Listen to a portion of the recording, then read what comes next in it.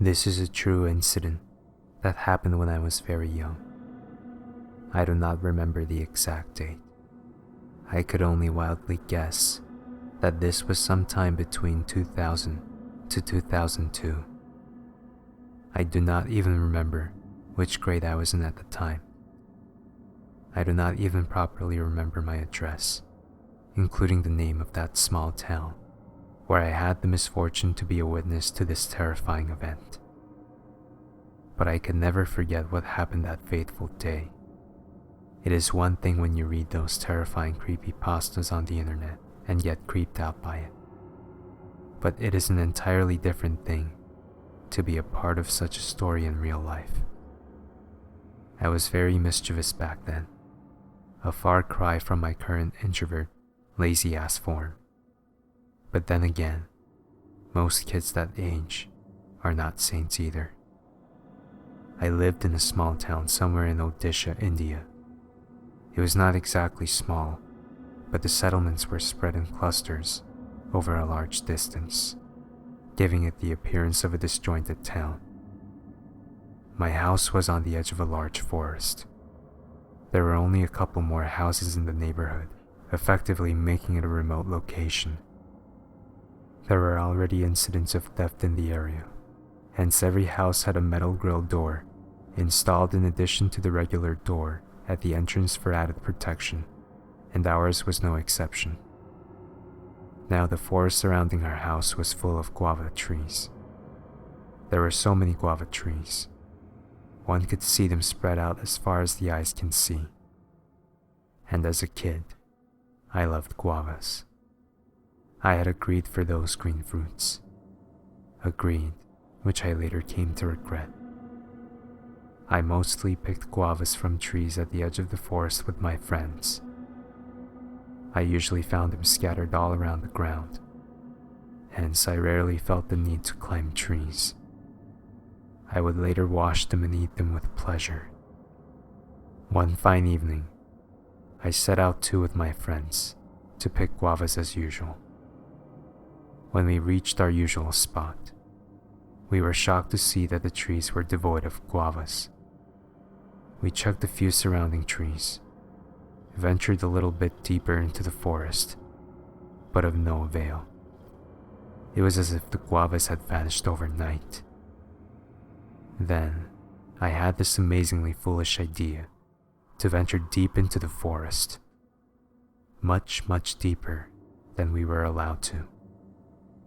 I wanted guavas at any cost, and the forest had seemingly infinite guava trees. I thought that if I kept looking, I would definitely find a tree full of guavas. My friends, well, disagreed with me. They did not have any obsession with guavas like I had, and were certainly not interested in venturing any deeper into the forest, especially as the sun hovered dangerously close to the horizon. But I was determined to explore. There was still light, and it won't be dark until an hour or two.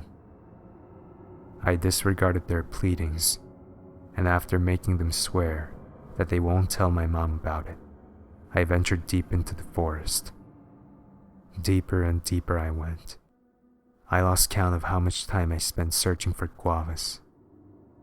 There was no clear path in the forest, but I moved only forward in a straight line. Hence I knew that to return home, I'll just have to turn backwards.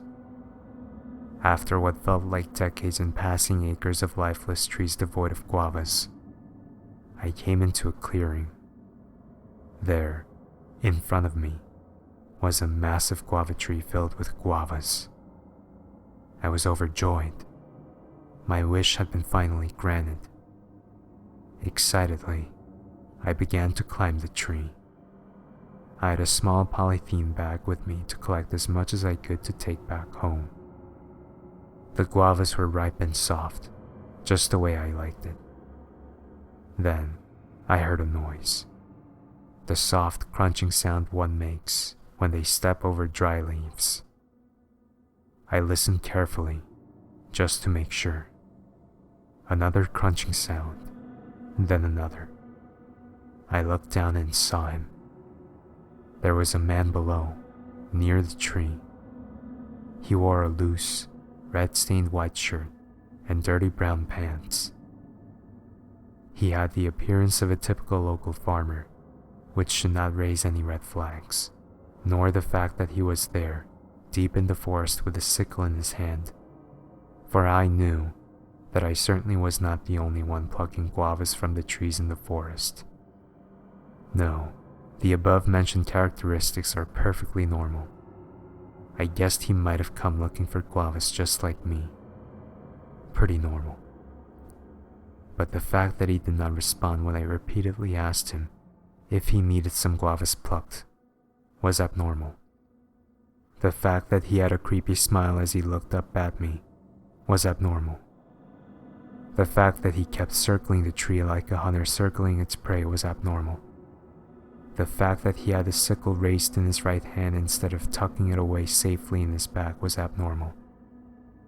All of a sudden, he clung to the tree trunk like a lizard, all while keeping his eyes fixed on me. Then he slowly started climbing the tree. The way he was climbing the tree like an animal was the final straw. I jumped down the tree as he was halfway up the trunk and made a run for it. I was terrified, scared to death. I did not even care to put on my slippers. I ran barefooted, all the way back. All I needed to do was run in a straight line, and I'd be home. I never looked back. I was afraid I'd see him right behind me if I turned. Before long, I reached the familiar spot on the edge of the forest. Seconds later, my house came into view at a distance. I was relieved. I dashed inside and locked all the doors. My mom was watching TV, for I could hear it in the living room, and she probably did not hear me coming. I ran to my bedroom on the first floor and closed the door. I sat on my bed to catch some breath. That face, I could never forget it. That terrifying smile. That night, my mom asked me why I was unusually quiet. She was also surprised that I skipped my late evening cartoons, something that I had never done in the past. Obviously, I chose to keep the matter to myself, so I lied that I was simply not feeling well. After dinner, my mom gave me a couple of medicines, and after tucking me in my bed, retired for the night. I was still shaken by the earlier incident, so I found sleep hard to come by. Sometime near midnight, I heard a slight scratch at the grill door at our house entrance. At first, I dismissed it as a random sound. Then I heard it again, then again. My room had a balcony that opened on the entrance side of our house, so I went there to check the source of the noise. I looked below. There he was, the man from the forest, standing outside in front of the grill door, washed with the light from the nearby street lamp, looking up at me with a creepy smile on his face. I dashed to my mom's room and hid under her blanket. She woke up with a start and asked me what happened. I told her I was having nightmares. She took me in her arms and patted me to sleep.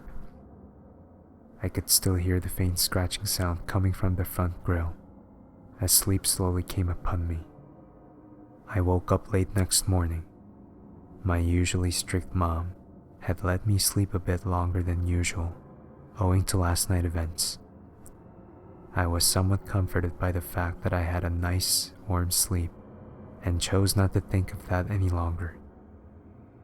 I had a habit of reading newspaper in the morning before I left for school, partly because I liked reading stuff, and partly because my mom wanted me to cultivate the habit. Somewhere in the middle page of the newspaper, tucked away in the corner, was a small article about a dead body recovered from a forest near our town, accompanied by a picture of the dead body. It instantly caught my attention, and I dived further into the details. Then I saw the picture. It was the man from the forest. He had the same outfit as the one I had seen him in. I felt terror gripping me hard. Then I felt sorry for the man. I mean, he was terrifying and had followed me home and had a creepy smile, but I still felt bad for him.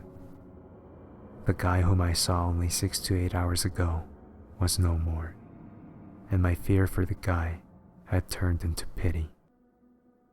Then as I read the rest of the article, the last 2 lines made me drop my bowl of cereal straight onto the floor as my eyes grew wide in horror and shock.